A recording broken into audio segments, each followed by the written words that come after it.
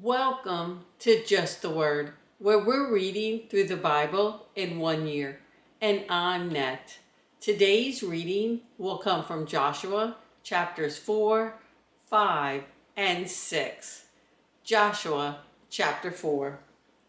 When the whole nation had finished crossing the Jordan, the Lord said to Joshua, "Choose 12 men from among the people, one from each tribe, and tell them to take up 12 stones from the middle of the Jordan, from right where the priest stood, and to carry them over with you and put them down at the place where you stay tonight." So Joshua called together the 12 men he had appointed from the Israelites, one from each tribe, and said to them, "Go over before the ark of the Lord your God into the middle of the Jordan.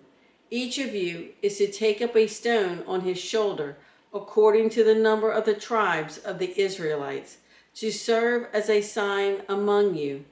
In the future, when your children ask you, 'What do these stones mean?' tell them that the flow of the Jordan was cut off before the ark of the covenant of the Lord. When it crossed the Jordan, the waters of the Jordan were cut off. These stones are to be a memorial to the people of Israel forever." So the Israelites did as Joshua commanded them. They took 12 stones from the middle of the Jordan, according to the number of the tribes of the Israelites, as the Lord had told Joshua, and they carried them over with them to their camp, where they put them down. Joshua set up the 12 stones that had been in the middle of the Jordan at the spot where the priest who carried the Ark of the Covenant had stood, and they are there to this day. Now the priest who carried the ark remained standing in the middle of the Jordan until everything the Lord had commanded Joshua was done by the people, just as Moses had directed Joshua. The people hurried over, and as soon as all of them had crossed, the ark of the Lord and the priest came to the other side while the people watched. The men of Reuben, Gad, and the half tribe of Manasseh crossed over, armed in front of the Israelites, as Moses had directed them. About 40,000 armed for battle crossed over before the Lord to the plains of Jericho for war. That day the Lord exalted Joshua in the sight of all Israel, and they revered him all the days of his life, just as they had revered Moses. Then the Lord said to Joshua, "Command the priest carrying the ark of the testimony to come up out of the Jordan." So Joshua commanded the priest, "Come up out of the Jordan." And the priest came up out of the river, carrying the ark of the covenant of the Lord. No sooner had they set their feet on the dry ground than the waters of the Jordan returned to their place and ran at flood stage as before. On the 10th day of the first month, the people went up from the Jordan and camped at Gilgal on the eastern border of Jericho. And Joshua set up at Gilgal the 12 stones they had taken out of the Jordan. He said to the Israelites, "In the future, when your descendants ask their fathers, 'What do these stones mean?' tell them, 'Israel crossed the Jordan on dry ground.' For the Lord your God dried up the Jordan before you until you had crossed over. The Lord your God did to the Jordan just what he had done to the Red Sea when he dried it up before us until we had crossed over. He did this so that all the peoples of the earth might know that the hand of the Lord is powerful, and so that you might always fear the Lord your God." Joshua chapter 5. Now when all the Amorite kings west of the Jordan and all the Canaanite kings along the coast heard how the Lord had dried up the Jordan before the Israelites until we had crossed over, their hearts melted, and they no longer had the courage to face the Israelites. At that time the Lord said to Joshua, "Make flint knives and circumcise the Israelites again." So Joshua made flint knives and circumcised the Israelites at Gibeath Haraloth. Now this is why he did so.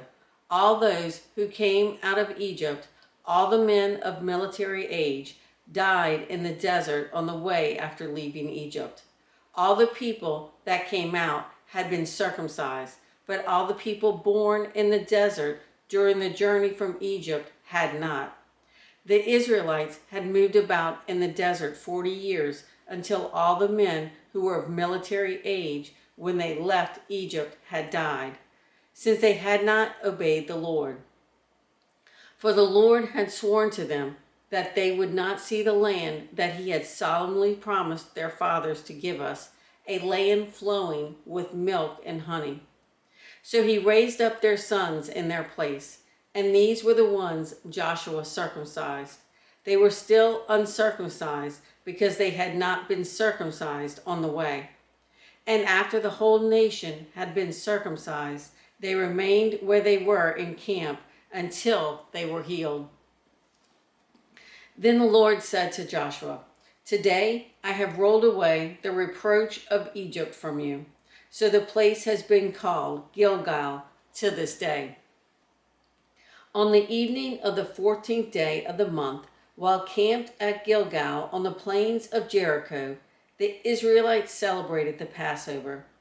The day after the Passover, that very day, they ate some of the produce of the land, unleavened bread and roasted grain. The manna stopped the day after they ate this food from the land. There was no longer any manna for the Israelites, but that year they ate of the produce of Canaan. Now when Joshua was near Jericho, he looked up and saw a man standing in front of him with a drawn sword in his hand. Joshua went up to him and asked, "Are you for us or for our enemies?" "Neither," he replied, "but as commander of the army of the Lord, I have now come." Then Joshua fell face down to the ground in reverence and asked him, "What message does my Lord have for his servant?" The commander of the Lord's army replied, "Take off your sandals, for the place where you are standing is holy." And Joshua did so. Joshua chapter 6. Now Jericho was tightly shut up because of the Israelites. No one went out and no one came in. Then the Lord said to Joshua, "See, I have delivered Jericho into your hands, along with its king and its fighting men. March around the city once with all the armed men. Do this for 6 days. Have 7 priests carry trumpets of ram's horns in front of the ark.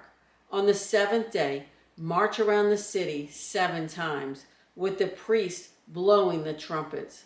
When you hear them sound a long blast on the trumpets, have all the people give a loud shout. Then the wall of the city will collapse, and the people will go up, every man straight in." So Joshua, son of Nun, called the priests and said to them, "Take up the ark of the covenant of the Lord, and have 7 priests carry trumpets in front of it." And he ordered the people, "Advance, march around the city, with the armed guard going ahead of the ark of the Lord." When Joshua had spoken to the people, the 7 priests carrying the 7 trumpets before the Lord went forward, blowing their trumpets, and the ark of the Lord's covenant followed them. The armed guard marched ahead of the priests who blew the trumpets, and the rear guard followed the ark. All this time the trumpets were sounding. But Joshua had commanded the people, "Do not give a war cry, do not raise your voices, do not say a word until the day I tell you to shout, then shout." So he had the ark of the Lord carried around the city, circling it once. Then the people returned to camp and spent the night there. Joshua got up early the next morning, and the priests took up the ark of the Lord. The 7 priests carrying the 7 trumpets went forward, marching before the ark of the Lord and blowing the trumpets. The armed men went ahead of them, and the rear guard followed the ark of the Lord while the trumpets kept sounding. So on the second day, they marched around the city once and returned to the camp. They did this for 6 days. On the seventh day, they got up at daybreak and marched around the city 7 times in the same manner, except that on that day they circled the city 7 times. The 7th time around, when the priests sounded the trumpet blast, Joshua commanded the people, "Shout, for the Lord has given you the city. The city and all that is in it are to be devoted to the Lord. Only Rahab the prostitute and all who are with her in her house shall be spared, because she hid the spies we sent. But keep away from the devoted things, so that you will not bring about your own destruction by taking any of them. Otherwise, you will make the camp of Israel liable to destruction and bring trouble on it. All the silver and gold and the articles of bronze and iron are sacred to the Lord and must go into his treasury." When the trumpet sounded, the people shouted, and at the sound of the trumpet, when the people gave a loud shout, the wall collapsed. So every man charged straight in, and they took the city. They devoted the city to the Lord and destroyed with the sword every living thing in it, men and women, young and old, cattle, sheep, and donkeys. Joshua said to the 2 men who had spied out the land, "Go into the prostitute's house and bring her out and all who belong to her, in accordance with your oath to her." So the young men who had done the spying went in and brought out Rahab, her father and mother and brothers, and all who belonged to her. They brought out her entire family and put them in a place outside the camp of Israel. Then they burned the whole city and everything in it, but they put the silver and gold and the articles of bronze and iron into the treasury of the Lord's house. But Joshua spared Rahab the prostitute with her family and all who belonged to her, because she hid the men Joshua had sent as spies to Jericho, and she lives among the Israelites to this day. At that time, Joshua pronounced this solemn oath: "Cursed before the Lord is the man who undertakes to rebuild this city, Jericho. At the cost of his firstborn son will he lay its foundations. At the cost of his youngest will he set up its gates." So the Lord was with Joshua, and his fame spread throughout the land. Thanks for joining Just the Word. See you tomorrow.